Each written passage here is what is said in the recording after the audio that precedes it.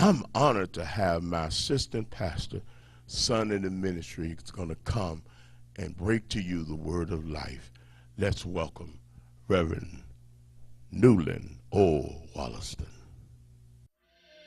I stopped by to tell you this morning to remember what I told you. I don't know about you,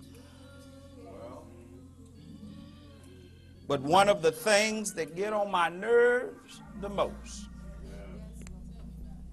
is when I have to repeat to somebody all over again what I told them.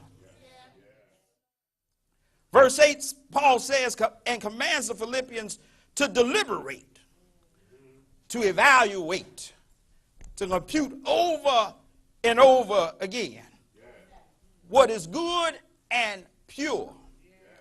I'm afraid that a lot of us Christians don't know what good and pure is, because we done practiced so much evil and wickedness for so long.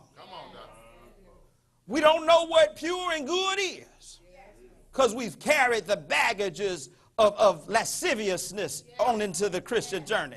Oh, did I lose somebody this morning? Yeah, I said lasciviousness. Let me break it down for y'all.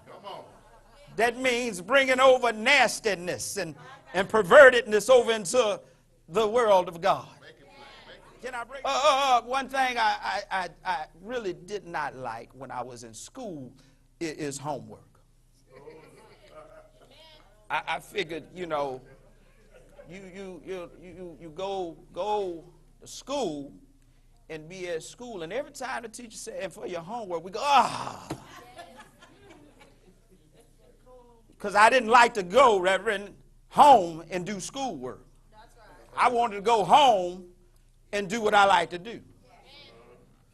So every time they would send me to do homework, I would come back and try to do it when I was there early in school.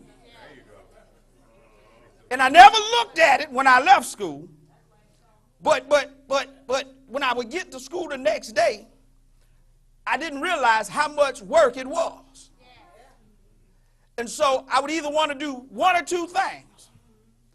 Either I'm going to find somebody to cheat off of,